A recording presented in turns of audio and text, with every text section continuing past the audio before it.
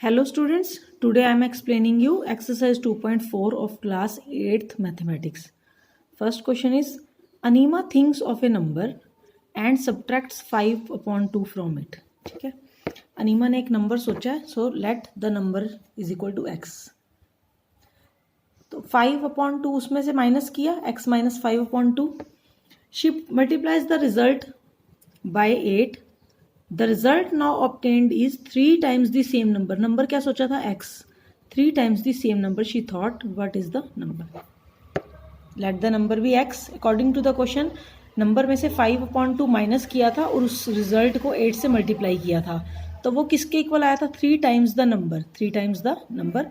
इसे हम सॉल्व करेंगे तो हमारा आएगा x इज इक्वल टू 20/5. अब आपको बार बार सॉल्व करने का तरीका बताने की जरूरत नहीं है स्टूडेंट्स, आप जानते हैं.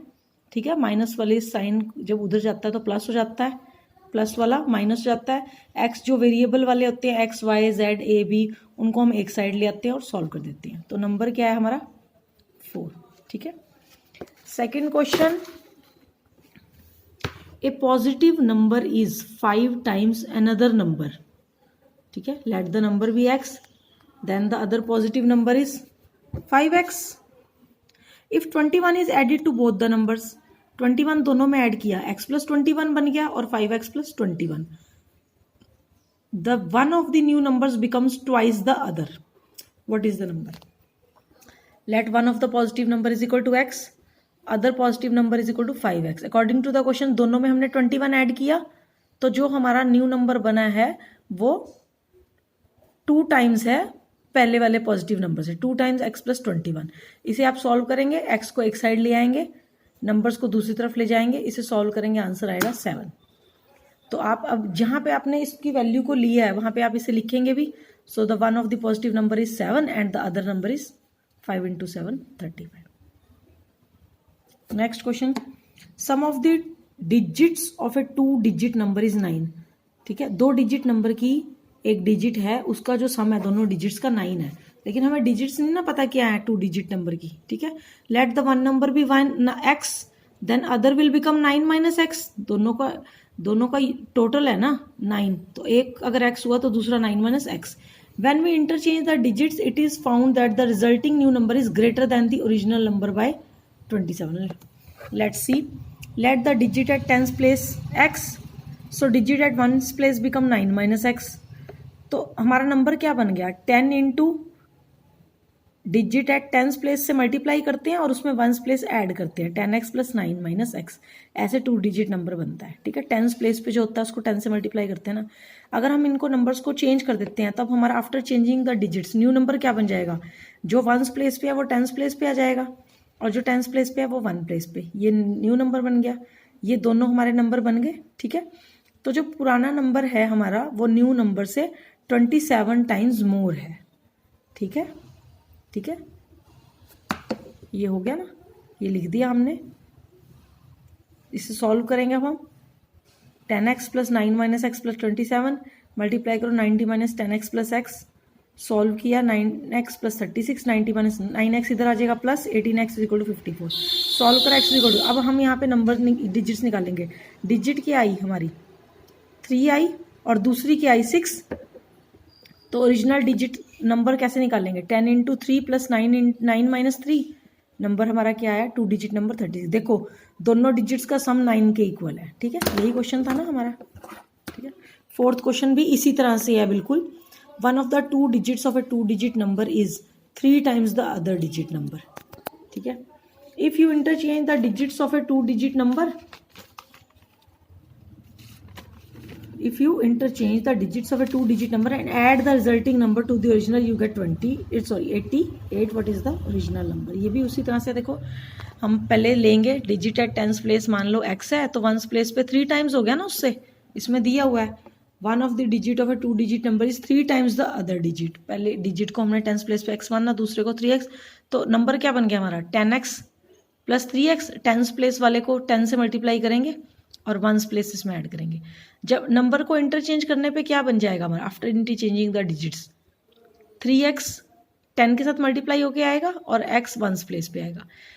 अकॉर्डिंग टू द क्वेश्चन जो ओरिजिनल नंबर है, जो न्यू नंबर हमारा बना है आफ्टर इंटरचेंजिंग द डिजिट्स, इन दोनों का जो टोटल है वो 88 के इक्वल है। इन दोनों को हमने ऐड कर लिया, 88 के इक्वल आ गया। एक्स को ऐड किया, ये सभी एक्स में ही है वैसे तो, 44 आया। एक्स इज इक्वल टू 80/44 2 आया। तो नंबर क्या आएगा ओरिजिनल नंबर, यहाँ पे वैल्यू लिखनी है हमने 10 into x plus 3x, 10 into 2 plus 26 हमारा नंबर है। ठीक है स्टूडेंट्स, आप यहाँ से इजीली कर सकते हैं। फिफ्थ क्वेश्चन बहुत इजी है। Shobho's mother's present age is 6 times Shobho's पे। शोभो की मदर की एज ना शोभो की एज से 6 टाइम्स है, यानी कि 6 गुना ज़्यादा है। तो पहले हमें शोभो की एज पता होनी चाहिए। Let's the age Shobho's present age is x, तो मदर की कितनी होगी 6x। Shobho's age 5 years from now will be 1/3 of his mother's present age. Shobho की 5 साल के बाद जो एज होगी ना, प्रेजेंट में 5 साल बाद जो उसकी एज होगी वो उसकी मदर की प्रेजेंट एज की 1/3 होगी। प्रेजेंट एज कितनी निकाली थी हमने 6x ना, उसकी 1/3 होगी। देखो कैसे करना है।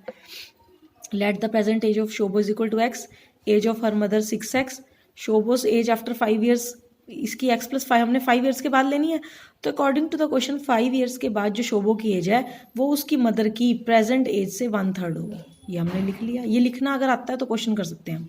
x plus 5 is equal to 2x, ठीक है, x उधर ले जाएंगे माइनस हो जाएगा, 2x minus x is equal to 5।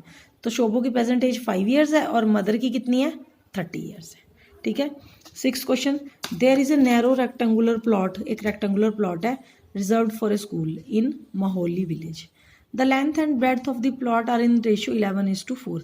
Exercise 2.2 में भी मैंने आपको समझाया था, जब भी रेशियो में होता है तब हम दोनों के साथ x ले लेते हैं। तो लेंथ क्या हो जाएगी प्लॉट की 11x और ब्रेड्थ क्या हो जाएगी 4x। At the rate ₹100 per meter it will cost the village panchayat ₹75,000 to fence the.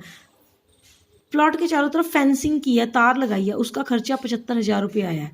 100 रुपये पर मीटर के हिसाब से आया, तो फेंस कितनी लगाई है, इसको 100 से डिवाइड कर लो, 7500 मीटर होगी ना। ठीक है। What are the dimensions of the, हमने प्लॉट की डायमेंशंस निकाली है।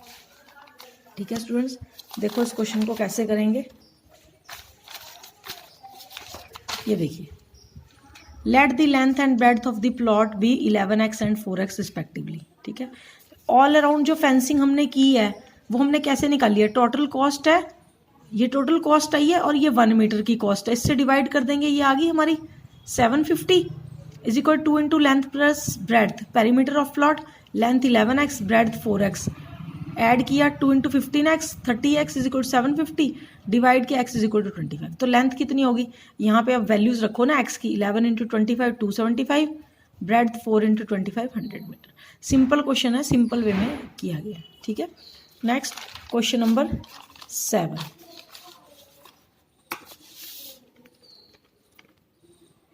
Hasan buys 2 kinds of cloth material. Hasan ने 2 तरह का कपड़ा खरीदा स्कूल यूनिफॉर्म के लिए। जो शर्ट का मटेरियल उसने लिया वो है 50 रुपये मीटर और जो ट्राउजर का मटेरियल लिया वो है 90 रुपये मीटर। ठीक है, पहले इतना समझो। फिर for every 3 metres of the shirt material he buys 2 metres of the trouser. 3 metre का अगर शर्ट का कपड़ा लिया है तो 2 मीटर उसके साथ ट्राउजर का कपड़ा लिया है। He sells the material at 12% and 10% profit respectively and his total sale is ₹36,600। How much trouser material did he buy. देखो इस क्वेश्चन को कैसे करेंगे, थोड़ा सा ये क्वेश्चन लेंथी है थोड़ा सा। शर्ट का मटेरियल लिया 3x मीटर, ट्राउजर का मटेरियल लेता है वो 2x मीटर। ठीक है। तो कॉस्ट कितनी थी 50 पर मीटर थी, तो मल्टीप्लाई कर दिया शर्ट के साथ 150x रुपीज़ कॉस्ट है ये। ठीक है, ये कॉस्ट है तो ये रुपीज़ में, और ये भी ट्राउजर का कितना 90 रुपये मीटर था ना और लिया 2x मीटर था, ये आ गया। Selling price of shirt material 12% profit हुआ था ना शर्ट के मटेरियल को बेचने पे, तो शर्ट की कॉस्ट कितनी थी 150x प्लस 150x इंटू 12% क्या हुआ प्रॉफिट हुआ, उसका 12% 12/100 किया 18x आया, ये 168x रुपीज़ ये एक्चुअल शर्ट प्राइस मिली। ठीक है, कॉस्ट उसको ये पड़ी थी, बेचा इसने इतने में। इसी तरह से ट्राउजर पे उसको 10% मार्जिन हुआ, तो 180x plus 180x into 10/100, percentage को हमेशा अपॉन में करके लिखते हैं। 180x प्लस 18 190x रुपीज़, ये सेलिंग प्राइस ट्राउजर की आ गई। अब टोटल जो सेलिंग प्राइस है, टोटल सेलिंग प्राइस उसकी आई थी 36,600, तो हमने इन दोनों को ऐड करके x की वैल्यू निकाल ली। x क्या आया 100। ठीक है, तो लेंथ शर्ट मटेरियल उसने कितनी खरीदी 300 और ट्राउज़र मटेरियल उसने कितनी खरीदी 200। ठीक है स्टूडेंट्स, आप यहाँ से स्क्रीनशॉट लेके इसको इजीली कर सकते हैं। ठीक है नेक्स्ट 3 क्वेश्चंस हैं, बहुत ही छोटे छोटे क्वेश्चन हैं, हम कर लेते हैं। Half of a herd of deer are grazing in the field and 3/4 of the remaining are playing nearby. आधे डियर जो हैं वो खेत में जो घास खा रहे थे और जो 3/4 है ना वो खेल रहे थे। And the rest 9 are drinking water from the pool. तो find the number of deers in the herd. बहुत ही सिंपल है स्टूडेंट्स, ये देखो let the number of deer हमारे पास x है। ठीक है कंडीशन के अकॉर्डिंगली ना हाफ डियर घास खा रहे थे, रिमेनिंग बच गए x/2। x/2 के 3/4 जो है वो खेल रहे थे। ठीक है तो ये रेस्ट ऑफ द डियर कितने हैं 9। तो रेस्ट ऑफ द डियर कौन से हो गए, ये तो टोटल हो गए ना। रेस्ट ऑफ द कितने हो गए x/2 प्लस 3x/8 प्लस 9 किसके इक्वल है, ये हमने टोटल कर दिया ना। आधे घास चल रहे थे, 3/4 आधों का 3x/8 खेल रहे थे और जो बचे 9 हैं वो भी इनके साथ ही ऐड हो गए। तो ये सारे टोटल हो गए, इन सबको टोटल किया हमने x = 72। तो टोटल डियर कितने हो गए 72। क्वेश्चंस को बार बार रीड करो, स्टेटमेंट्स को, कोई मुश्किल नहीं है ये question. A grandfather is 10 times older than his grand-daughter.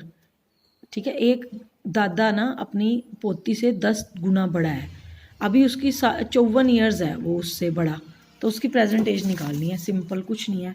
Late the present age of grandfather granddaughter x, तो ग्रैंडफादर की 10x होगी।